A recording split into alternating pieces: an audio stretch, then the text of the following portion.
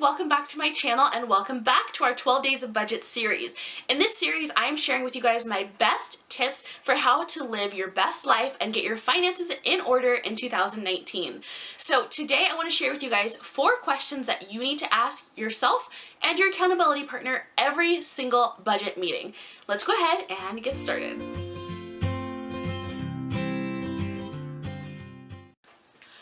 Alright friends, so if you are on a budget, if you're following Dave Ramsey, if you are serious about getting your money in order, you need to have budget meetings every single month. I recommend at least 2 a month, or at least a budget meeting and a budget check-in, because basically I like to do it per paycheck.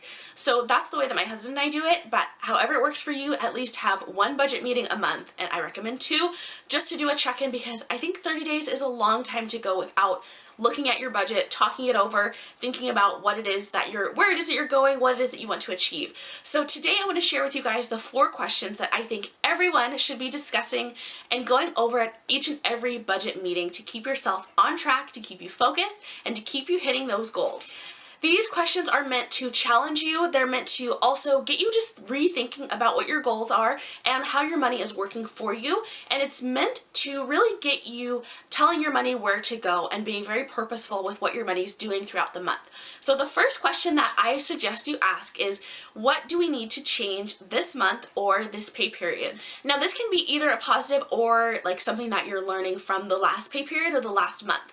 But there should always be something that you're changing, whether it's a certain amount that you're putting towards a bill, whether it is what you're putting towards your snowball, if it is the way that you budget, if it is, gosh, I don't know, the time that you have your budget meeting or the day or what have you. There should be something that you're changing, because you should constantly be growing and learning new things. So it can be as simple as, hey, this month our SMUD bill, oh, that's for us, our electric bill is going to be $200 rather than the $150 that it normally is. It's a little bit of a higher, electric use time. So we need to make that adjustment. That's a change. So discuss what those changes need to be.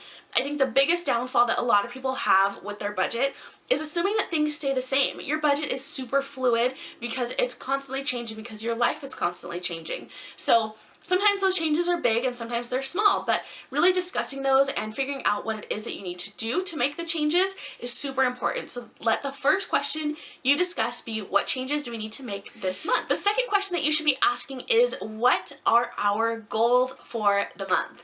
We all need to set goals, and really if we don't write them down, if we don't talk about them, then we have no idea where we're going. It's like saying, okay, I live in California, I'm going to take a road trip to Nebraska, and I'm not going to look at a map. I'm just going to start driving and hope I get there. Like, that's what life is like if you don't set out goals for yourself. So by not having goals, not setting goals each month, you are basically just telling your money, cool, do what you want. And that is like the worst thing that you could do. So you have to tell your money where to go. That's what Dave says, right? Tell your money where to go or you will wonder where it went. So set goals for yourself. These can be financial goals. They can be, this month we want to put an extra $200 into our snowball. This month I want to sell $500 worth of stuff from our house. This month we want to, save $300 because we have XYZ coming up, or just because we're just trying to build our emergency fund. This month we want to create our starter emergency fund. This month we want to get current on our bills. This month we want to, put an extra payment on our mortgage, or an extra half payment, or an extra whatever payment it is, just fill in the blank there, or on your debt. Whatever your goal is, write it down. You can also have other goals in there as well that relate to your finances. This month we want to go on one date night that is $30 or less. This month we want to do a date night challenge where we spend only $10 and have a really great date. This month we want to take our kids out to do holiday activities 3 times, and our budget is, $5 for every trip, something like that. Whatever it is that your goal is going to be. For us, this month in December, we had a goal of spending very little on our groceries. So for us in the month of December, our goal was to cut our grocery budget in half. So we usually spend about $350, and that includes household items, and I wanted to get that down to about $150 for the entire month. My goal truly was about $120, so that's $30 a week for us, for our family, and that is really slim. So that was our goal, and we were working towards that. We were having to do things that would allow us to get to that goal. But these goals really trickle into other areas of your life. So you can say, this month we want to do a pantry challenge, and when you do a pantry challenge, you're automatically not spending that much money on groceries. So you can automatically say, and our second goal is going to be spend half of our grocery budget that we usually do. Our third goal can be, because we're not spending that extra money on groceries, we're going to put an extra $200 onto our snowball. So you see how these goals really just grow and evolve, but you have to start by setting some goals for yourself and get creative, you guys. Do a pantry challenge. See how much stuff you can sell on Facebook Marketplace or on Craigslist or just to friends and family. See how much extra work you can do either at your job or as like a side hustle or extra things for people that you know, for your family members. One thing I like to do is ask my mom if she wants me to clean her house. I don't have time to clean my own house, but I'll certainly make time to clean her house if she'll pay me. So do things like that that really get you motivated and just get your wheels turning and help you to come up with some creative ways to earn extra income or cut money somewhere in order to meet your goals for your family. So I challenge you to come up with some new goals, creative goals for January. The third question that I think everyone should be asking at a budget meeting is, what did we do well last month?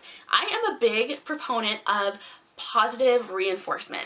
If you did something well last month, you need to celebrate that and shout it from the rooftops and tell yourself, look at this, this is what we did, we know that we can do this now, let's do this again this month, or let's do something different this month, or whatever it is that your goal is. But you have to look at and see what you did well, because really we can beat ourselves up all day long, day in, day out, for things that we didn't do well, for things that we wish we could do better. But if you're not looking at what you're doing well, then you're really coming from a place of negativity and a place of constant criticism rather than positive reinforcement and encouragement. If you're looking at your budget or looking at your financial situation and saying, wow, we paid each and every bill on time. Wow, we didn't have any overdraft fee this month. Wow, we were able to put $100 to our snowball. Whatever it is that you did well last month, write it down. I encourage you to get a whiteboard, someplace that you see it consistently, and write down those small wins, because those small wins grow into big wins, you guys. I remember when my husband and I first started our journey, we had overdraft fees constantly. There was not a month that we didn't have at least 2-3 overdraft fees, and those add up. I mean, 2 overdraft fees is like $60, $70. So when you're broke like we were and you're getting overdraft fees, which means that you're not paying attention to where your money's going, you are just, spending more money. And that is impacting your budget in really negative ways. So when we had a month that we didn't have any overdraft fees, it was literally a moment of celebration. Like, we were so excited because we knew that we weren't just wasting money anymore. We knew that we had been able to get to that place where we didn't have overdraft fees and that we could continue that behavior. It was something that just became a regular pattern for us, but it's something that we had to learn and something that we had to celebrate in order to keep doing that, repeating that behavior. So just like with, your kids or your pets or a coworker or, when you're doing something, whatever it is, if you give positive reinforcement, that behavior becomes repeated. So when you give that positive reinforcement to yourself, you're going to repeat that pattern. And that's really going to become a pattern in your life. So encourage yourself and celebrate what you did well last month. All right, guys, and the fourth question that I think you should be asking every single month is, what can we learn from last month? So not what did we do wrong last month, what can we learn? There's always learning opportunities in every area of your life. And the same is true with your budget, with your money, with your finances. And it's really great to look at those things and say, okay, we had an overdraft fee. What can we do differently? Do we need to move a bill around? Do we need to cut back some bills? Do we need to cut out some expenses? Do we need to not get personal money for the month so that we can see, if we are able to have all of our bills come out and not overspend? Do we need to go to more of a cash-based system because we spent too much at groceries with our debit card? Whatever it is that you need to do, look at what you can learn from and learn from that, make it a goal, and then run with it moving forward.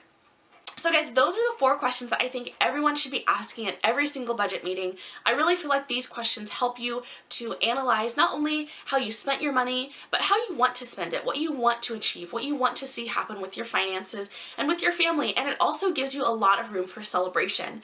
So I hope this video has been helpful. I would love to know the number 1 question that you ask and discuss in a budget meeting. So let me know in a comment down below, and I'll talk to you guys soon. Thank you so much.